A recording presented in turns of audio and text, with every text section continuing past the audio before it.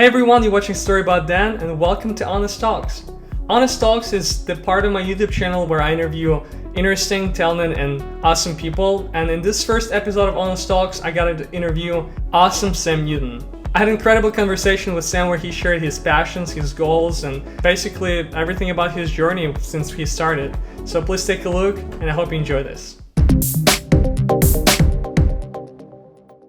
So this interview, as I told you, I want to make more about you, not necessarily about filmmaking and stuff, because I'm sure people know a lot of stuff that what you film on, what music service you use, and stuff like that. But it's more about you, so people can get to know better you as a person. And I was kind of building questions on what would I want to know about you, you know? Mm-hmm.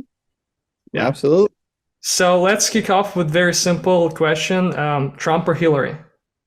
We're starting bad. I'm just kidding. I saw that in your story. I was like, this is hilarious, this is so funny. Yeah. Well, actually, do you have any other hobbies other than filmmaking? Yeah, I love playing soccer. I've played soccer my entire life. And skiing. I'm a big skier. Unfortunately, I haven't been skiing once this season, which has been tough because it's been one of the best seasons of in California for a very, very long time. But yeah, I'm a big skier. Hopefully I'm going to go a few times in the next couple months here. I feel you a lot because I'm a big skier too, and I didn't get to go this year. So Yeah. I feel your pain there. What kind of music do you listen to? Like, for example, me, I do videos and I do like cinematic Yeah. music that you would use in the movies, but there's also music that I like to listen to techno. What's your kind of music that you can listen on ongoing basis? My go-to, I'm a big John Mayer fan. I like a lot of kind of, acoustic rock style stuff. I like a lot of alternative rock and stuff like Rise Against and Green Day and The thing that amazes me about you, because you're one of those people who just dropped everything and went straight into, let's say, achieving your dreams and goals. And I know you started out as approaching different brands like Ventura Collective and saying, "Hey, I'm going on a trip," and I think your first trip was Iceland, right? And you're like, "We're gonna make this video and we will introduce your brands and stuff." the So very first one was actually out in Indonesia. The first one with Move to Create, my company, was in Iceland, but the first one like I went out to and got paid was Indonesia, I'd say, with Vincero at least. that's awesome. So the question is, what sacrifices have you had to make in order to pursue your career in filmmaking, and how have those sacrifices affected your personal life? Yeah, I think some of the biggest ones are, you're giving up kind of a normal life, quote unquote, where, early on in my 20s where you're not doing a 9 to 5, you have to give up a lot of things that your friends are going to be doing and giving up that kind of lifestyle of, the 9 to 5 with weekends and going out on Fridays and Saturdays. And it was pretty quickly that I realized that, if I was going to make this happen, I had to not give up my friends, obviously, but like separate myself and go make new friends because I didn't really have too many friends in the creative space. And I knew that was going to be such an important thing. So it's a really tough thing to pivot when you have this entire lifestyle. Like most of my friends are into sports and have 9 to 5s, and I love them to death. But I knew that I had to start surrounding myself with people that made videos, that shot photos, and I started doing that pretty early on once I went full time, and pretty quickly it paid off in terms of finding the right people to surround myself with. So that's the biggest thing, was like a drastic lifestyle switch is always hard, but it was very, very much worth it. Yeah, yeah. I would say you basically given up a Yeah. stability of life to not knowing where you're gonna be next month and what you're gonna do. Oh, absolutely. Not knowing where I'm gonna be next month, not knowing where the next paycheck's not gonna, or not knowing where the next paycheck's coming from, and just understanding that it's on your shoulders more than anything, and it takes a certain kind of person to believe that they can go out there and make it happen for themselves and not have a boss tell them when to come into work and not have you know a structure or a system in place. You have to create everything from the ground up, and that's always tough. But I was lucky enough to start early, which I always would, try to tell people. People look for like the security and life first, and then they say, oh well, then I'll get the job first, and then once I get a little bit of money saved up, then I'll go after my full-time job, or full-time filmmaking or creator career. But most times that never really happens, and down the line, people don't really go for that. So I would say if you're trying to break into the creative industry, the sooner the better. You got to start as soon as you can, and there's no time like the present, and kicking it down the road is just going to make you probably end up never doing it. Right. You actually just answered to my other two questions, which was the biggest fear when you started out, and what advice would you give to someone who is trying to pursue career in filmmaking or any other industry, but hesitant to take the first steps? Yeah, I wouldn't even say that was like my biggest fear. My biggest fear was never really failing, because when I started off, um, I always had this kind of weird confidence about like, yeah, if anyone can do it, why not me? Like, if anybody can make this happen, why can't I make it happen? If there are people in this world with jobs as full-time filmmakers that travel the world, then why couldn't it be me? And I've Hmm. always had that mentality, which has been kind of cool. And whether it was substantiated by me being good or just blind confidence, I don't know. But I'd say my biggest fear when I was like starting out, um, I think ironically enough, like my biggest fear was falling back into like a stable life, like a normal life. Like I never, and that's still to this day, like I'm kind of afraid of like falling into a life that's like too normal and too, routine, where you just go through the motions of life. And I never really want to get, you know, into a place in life where I'm just kind of blindly walking through life. And that's why I think travel is so amazing, because it just opens your eyes on so many things, and it keeps you very cognitive and aware of who you are and where you are in your life, and you see the world so much differently when you're traveling in a new country as opposed to going to the same thing in the same place day after day. So I'd say my biggest fear was actually, you know not Going back. yeah, the biggest fear was just going back into a routine and living an average life. And so I never really wanted that, and that kind of pushed me to go after what I wanted to get. That's crazy. It's very interesting because like I don't think I've ever wanted to like have like the lifestyle of continuously traveling and stuff, but I've never thought that there could be a fear of going back to, and you call it normal. I would say there's not normal. Everybody has their own normal. Oh yeah. So like for you, it'd be not normal to stay all the time at home or like go to the office. For some people, it's normal. How do you ever get like homesick when you travel?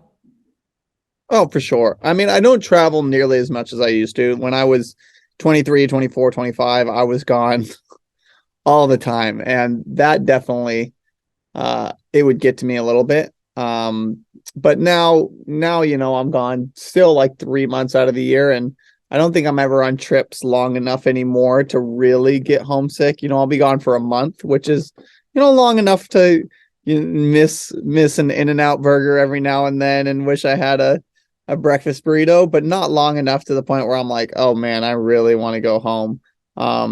So I don't quite get too homesick anymore. But man, when I was gone traveling for like 4 or 5 months at a time, yeah, it would hit me pretty hard. And that isolation and that loneliness, you get the adventure, you get the excitement, you get everything you signed up for.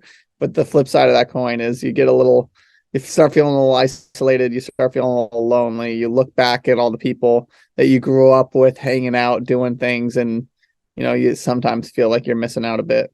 What's your favorite destination that you ever been to, and where would you come back all over and over and over again? Try behind me. Iceland. Iceland, man. I've been to Iceland 4 times now. I'll go probably back every single year for the rest of my life. It's that great. It's just the most special place for me for so many different reasons, and it's kind of where I always revive my creative side, and I just go out there and come back inspired every single time.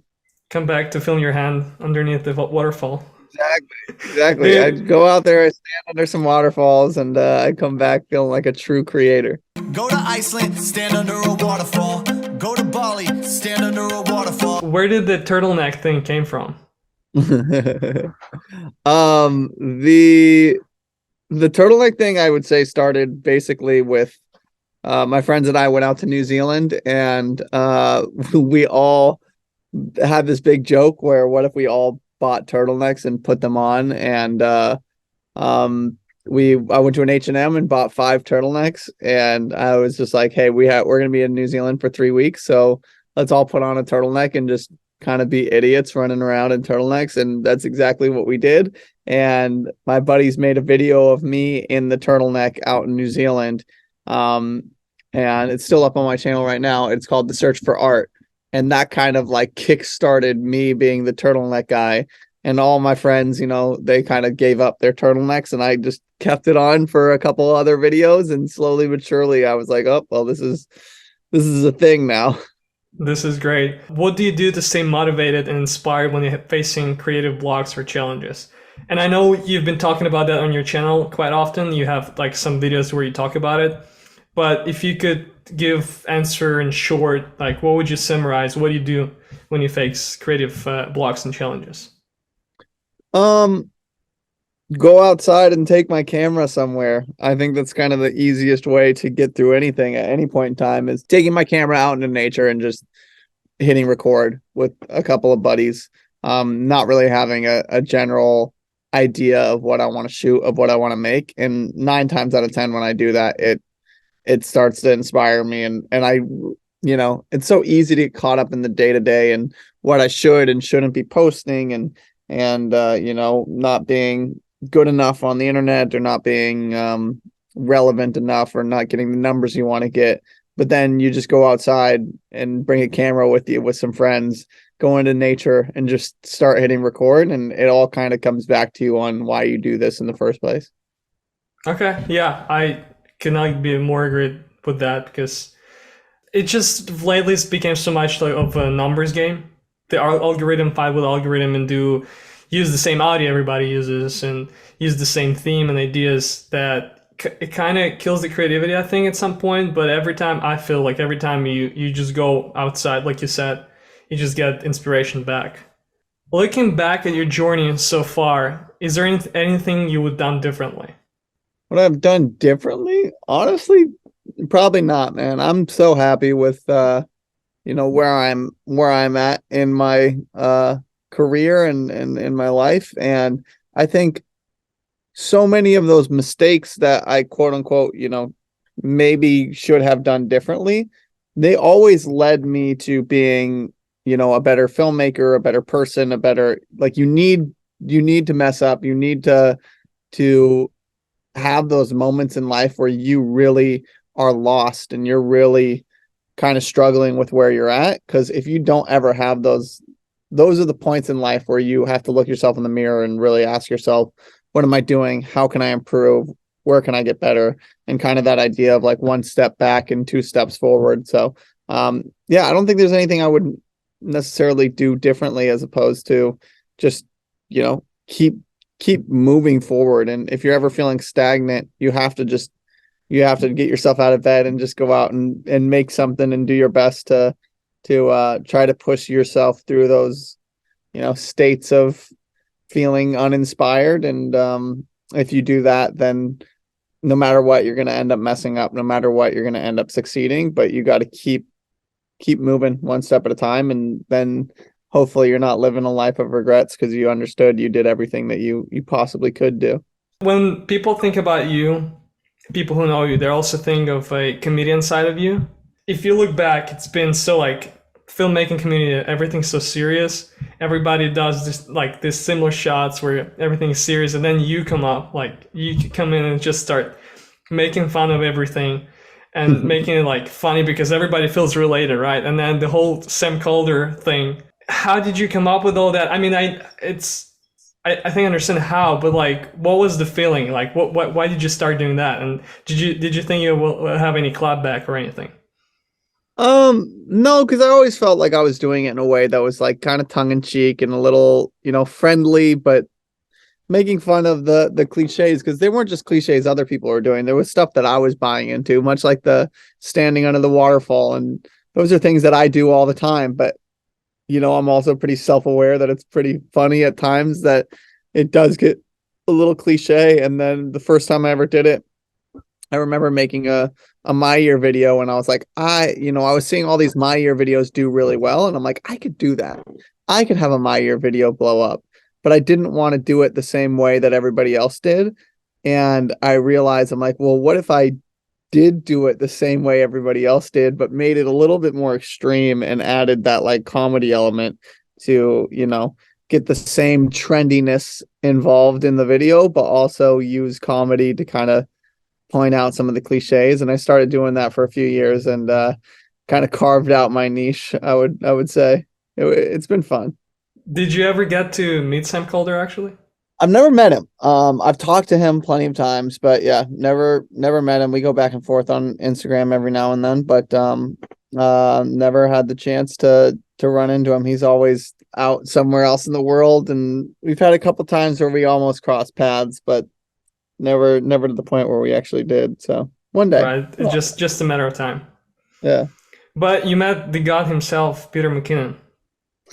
I did.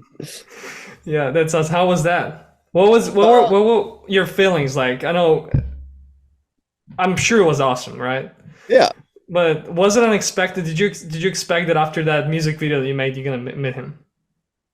Um, it wasn't necessarily expected, but it was something that, I'm one of those things. If you really, really want something and you put in the right amount of effort to make something happen, like it's bound to happen in one way or another. And once we made that video about Peter, I didn't necessarily expect to be meeting him, but obviously as well as it did, it was something that once Peter and I got connected, I was just like, hey, if you're ever out in town, let me know. And sure enough, he hit me up. He's like, hey, I'm in your area.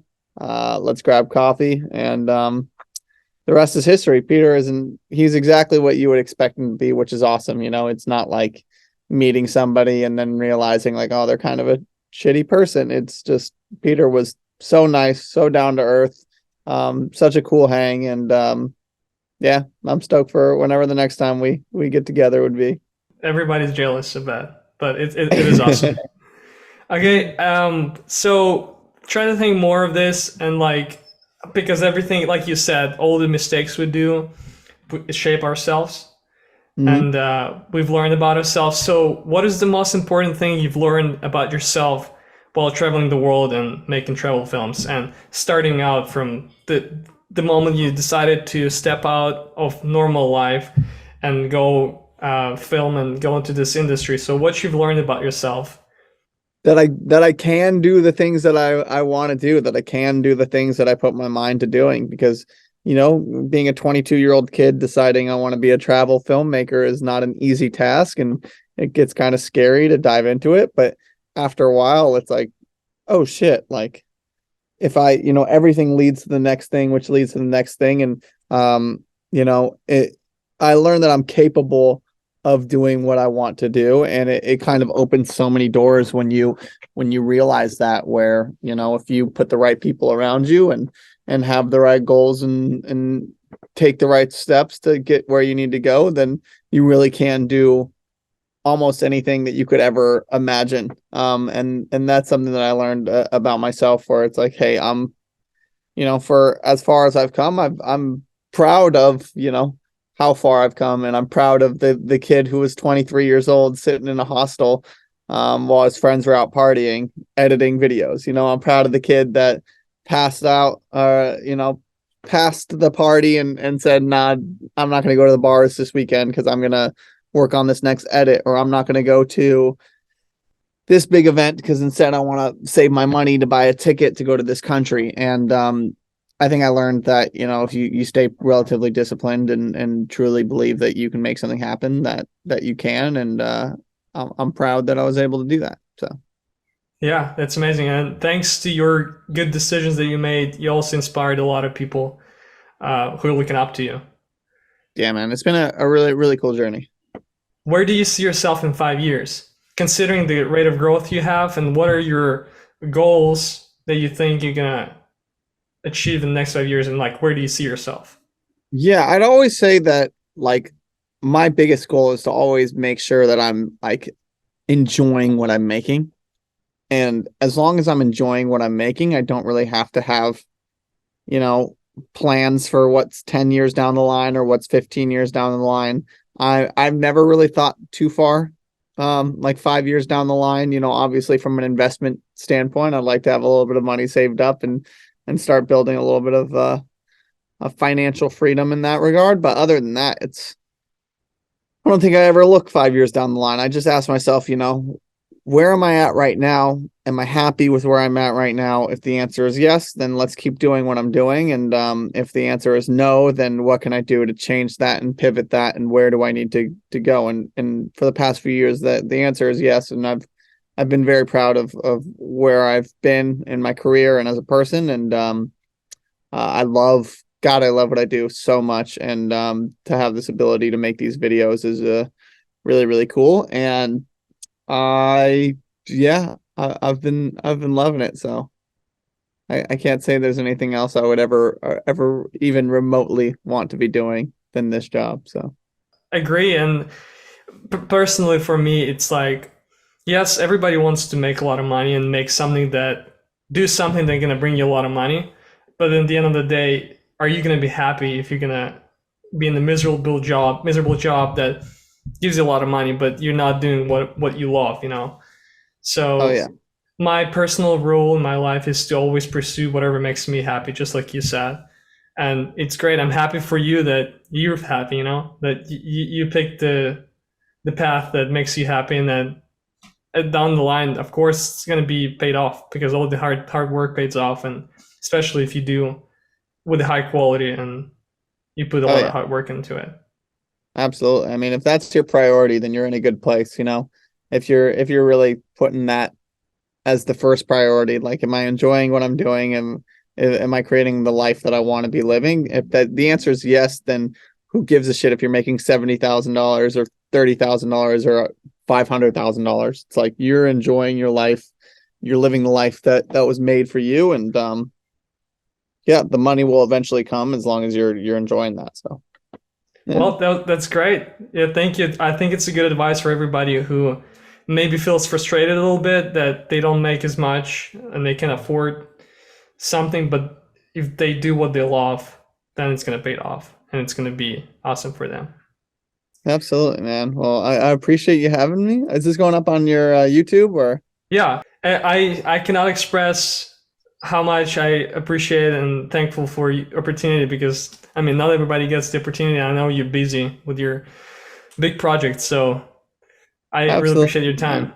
Well, we gotta do it. I appreciate you always putting your best foot forward for all the editing contests and dominating. And if you're watching this right now, you gotta subscribe.